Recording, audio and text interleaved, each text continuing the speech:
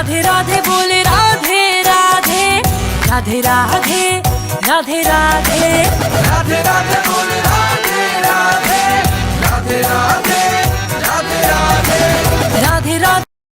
हरे कृष्णा। अगर हमें कलयुग में भगवान की प्राप्ति करनी है, भगवान को प्राप्त करना है, प्रभु को प्राप्त करना है, तो हमें जो है अपनी मैं को, हमें जो हमारे अहंकार को गुरु के चरणों में समर्पण करना पड़ेगा। क्योंकि जहाँ पे अहंकार है ना, वहाँ पे प्रभु का नाम, हरि का नाम नहीं टिकता, वहाँ पे गुरु की कृपा नहीं टिकती। और भगवान का नाम है ना, प्रभु का नाम वहाँ से हमेशा के लिए चले जाता है जहाँ पे अहंकार होता है, जहाँ पे मैं होती है। और जिसने भी भगवान की प्राप्ति की है ना, हरि की प्राप्ति की है, उसने नम्रता से भगवान की प्राप्ति की है, अहंकार से नहीं। क्योंकि अहंकार की तो खुराक ही है शुभ कर्मों को नष्ट करना, शुभ कर्मों को खाना। जो भी हमने जप तप किया है, भक्ति की है, दान पुण्य किया है, वो सब जो है अहंकार अगर आ गया हमें अगर हमारी मैं रही, तो वो सब नष्ट कर देता है। सारा किया हुआ जप तप दान पुण्य ये सब को खा जाता है वो अहंकार। तो इसलिए नम्रता का होना बहुत ज़रूरी है। और ये अहंकार को हमें, अपनी मैं को हमें हमारे गुरु के जो है चरणों में इसका समर्पण कर देना चाहिए। और तभी हम जो है गुरु की कृपा से प्रभु की प्राप्ति कर पाएंगे, तभी जो है भगवान का नाम टिक पाएगा। तो ऐसे ही जब गुरु नानक देव जी थे और वो जगत के भ्रमण के लिए निकले हुए थे, और जगत के कल्याण के लिए वो जगत के भ्रमण पे निकले हुए थे, तो तब एक राजा था जिसका नाम था शिवनाम राजा। और उसको जो है ना, तब पता चलता है गुरु नानक देव जी के प्यारे भक्त से कि गुरु नानक देव जी जो हैं वो भगवान का अवतार हैं इस कलयुग में। और जो भी उनका कोई दर्शन करता है ना, उसके जो हैं सारे कष्ट, सारे पाप नष्ट हो जाते हैं, वो निहाल हो जाता है, मुक्त हो जाता है। तो जब ये वो राजा सुनता है ना, तो उसके मन में जो है भाव आता है कि क्या उसको भी कभी गुरु नानक देव जी के दर्शन हो सकते हैं। तो जो वो गुरु नानक देव जी का प्रेमी भक्त होता है ना, वो राजा को कहता है कि राजन, कि अगर तुम गुरु नानक को ढूंढने जाओगे तो वो तुम्हें नहीं मिलेंगे, पर हाँ अगर तुम उनको भाव से, प्यार से उनको बुलाओगे तो वो ज़रूर आएंगे। क्यों नहीं आएंगे, वो ज़रूर आएंगे। अगर हम किसी व्यक्ति को प्यार से बुलाते हैं तो वो व्यक्ति का रिस्पॉन्स कितना अच्छा होता है, कितने प्यार से वो रिस्पॉन्ड करता है। तो ऐसे ही जब हम अपने भगवान को, गुरु को प्यार से, भाव से बुलाएंगे तो वो क्यों नहीं आएंगे, दौड़े हुए आएंगे वो।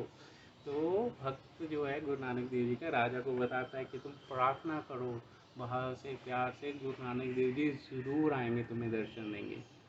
तो वो राजा अब जो है रोज़ गुरु नानक देव जी को प्रार्थना करता है, बड़े भाव से, बड़े प्यार से उनको दर्शन देने के लिए प्रार्थना करता है। और गुरु नानक देव जी उसकी प्रार्थना को स्वीकार कर लेते हैं। और एक दिन गुरु नानक देव जी उसकी धरती, उसकी नगरी पे जो हैं अपने चरण कमल रखते हैं। तो उसकी नगरी में एक बगीचा होता है राजा की, जो कि सूखा पड़ा होता है। बिल्कुल सब पेड़ पौधे जो उस बगीचे में होते हैं वो सूखे होते हैं।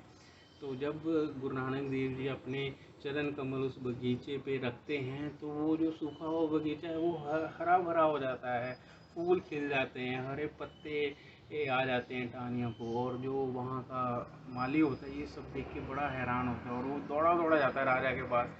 राजा को बताता है कि राजा, कोई तो महापुरुष आए हैं आपकी धरती पे, उनके चरण कमल पड़ने से जो आपका बगीचा है वो सूखा हुआ था, उसको वो हरा भरा हो गया है, फूलों से भर गया है वो।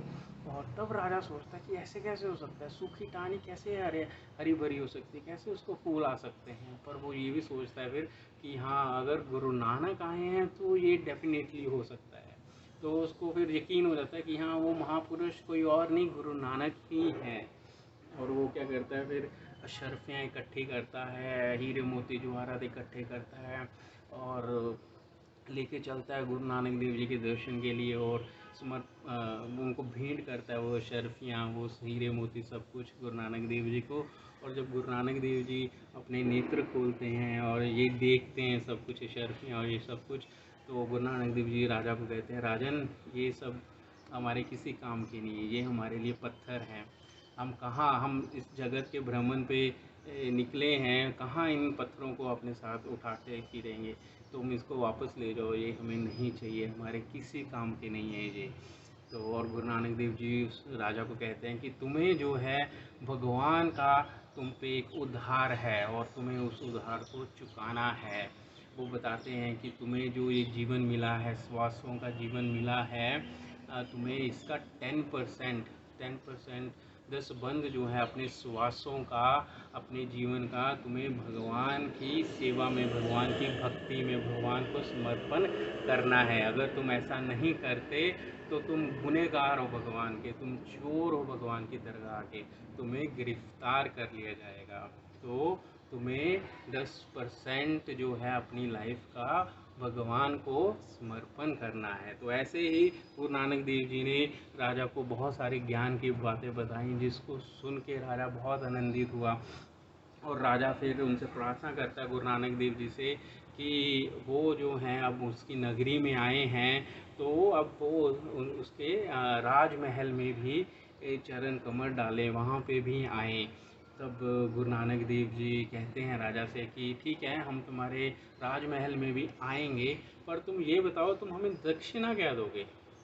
अब राजा जो है सोच में पड़ जाता है कि मैं इतने तो करोड़ों के शर्फियाँ और ये हीरे मोती लेके आया, तो आपने वो तो स्वीकार नहीं किए और अब आप दक्षिणा की बात कर रहे हो। तो उसको लगता है कि शायद जो वो लेके आया था ना, वो गुरु नानक देव जी के लेवल का नहीं है। तो वो फिर सोचता, वो गुरु नानक देव जी से कहता है कि जो ये मेरा राजपाट है ना, जो ये सेना लश्कर, जो हाथी घोड़े जो भी है ना मेरा, ये मैं सब आपको समर्पण कर सब आपको भेंट कर दूंगा, आप मेरे राजमहल में आइए। तब गुरु नानक देव जी कहते हैं कि ये सब कुछ तो तेरा नहीं है, तेरे जो पिता थे, जो दादा थे, वो भी मेरा मेरा करते हुए सब कुछ यहाँ छोड़ के चले गए हैं। अब तेरी भी श्वासों का पता नहीं है कि तो कब तू भी चला जाएगा, पर जब भी तू जाएगा तो सब कुछ तू यहाँ पे छोड़ के, ये सब कुछ छोड़ के तुझे जाना पड़ेगा। तो ये सब कुछ तेरा नहीं है, और दक्षिणा में तो वो चीज़ दी जाती है जो तेरी हो। तो ये सब कुछ तेरा नहीं है, तो तू ऐसी चीज़ दे जो तेरी है। तब राजा को ज्ञान होता है, उसकी आंखों की पट्टी, मतलब जो अंधेरा, उसके अज्ञान जो छाया होता है, वो खुलता है, उसका ज्ञान दूर होता है। उसको ज्ञान होता है कि हाँ, कि एक दिन मैं मर जाऊंगा और मैं कुछ भी यहाँ से साथ लेके जाने वाला नहीं हूँ। तो वो सोचता है कि तो मैं ऐसा क्या भेंट करूं गुरु नानक देव जी को। तो वो बड़ा सोच विचार करने के बाद कहता है कि आप मेरा जो है ना तन ही ले लीजिए, मैं आपको अपना तन जो है समर्पण करता हूँ। तब गुरु नानक देव जी कहते हैं कि ये तन भी तेरा नहीं है, तो कितने जन्मों से यहाँ पे है और तूने कितनी योनियों में जीवन व्यतीत किया है। कभी तू पक्षी बना है, कभी तू जानवर बना है, कभी तू मनुष्य बना है, और हर बार तुझे वो शरीर जो है यहीं त्याग के जाना पड़ा है। तो ये तन भी तेरा नहीं है, क्योंकि जो अब ये तेरा राजा वाला शरीर है, जो इसको भी तू यहीं पे त्याग के जाने वाला है, तो ये भी तेरे साथ नहीं जाने वाला, तो ये भी तेरा नहीं है।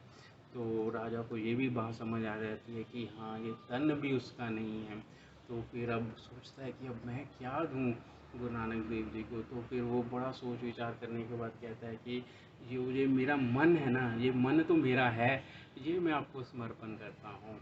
तब गुरु नानक देव जी कहते हैं, मुस्कुराते हैं और कहते हैं कि राजन, ये मन भी तेरा नहीं है, मन तो तेरे कंट्रोल में ही नहीं है। तू यहाँ बैठा है और सोच तो कहीं और की रहा है, तो उल्टा मन के कंट्रोल में है। मन जैसे बोलता है तू वैसा करता है, वैसा खाता है, वैसा पहनता है। तो तू तो मन के कंट्रोल में, मन तो तेरे कंट्रोल में ही नहीं है। तो जो चीज़ तेरे कंट्रोल में नहीं है वो तो शत्रु है तेरी, तो ये मन भी तेरा नहीं है।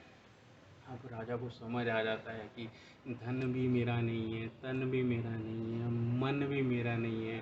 तो वो प्रार्थना करता गुरु नानक देव जी से, तो अब आप ही बताइए मैं आपको क्या दूँ। तब गुरु नानक देव जी कहते हैं जो ये मैं है ना, मैं, ये तू मुझे दे दे, ये अपनी मैं मुझे दे दे। और जब ये राजा सुनता है तो वो गुरु नानक देव जी के चरणों से लिपट जाता है और उनसे कहता है कि ये मेरे बस में नहीं है, ये तो आप ही खुद ही ले लो मेरी मैं मुझसे, मेरा अहंकार मुझसे।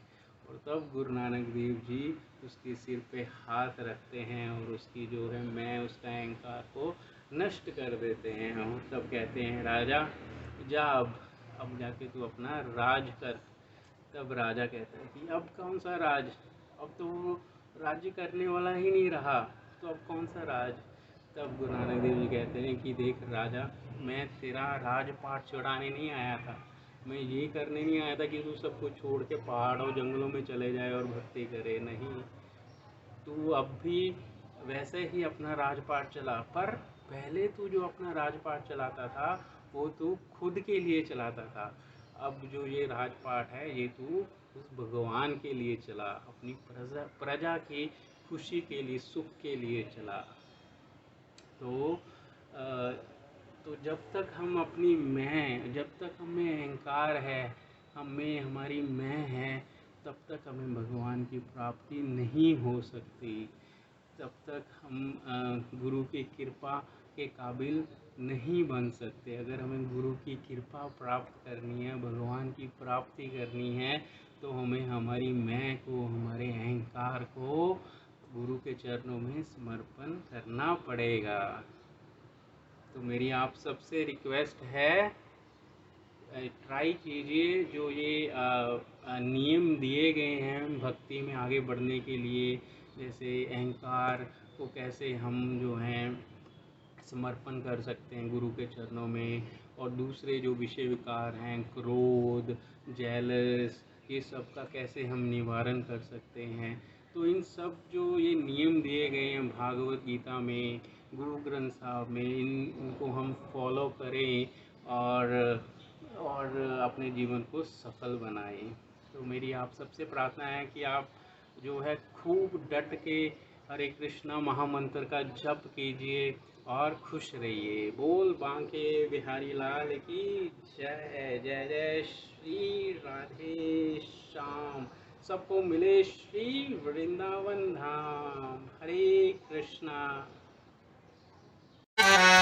राधे राधे बोले राधे राधे, राधे राधे, राधे राधे, राधे राधे बोल राधे राधे, राधे राधे, राधे राधे, राधे राधे बोले राधे राधे, राधे राधे, राधे राधे, राधे राधे बोल राधे राधे, राधे राधे।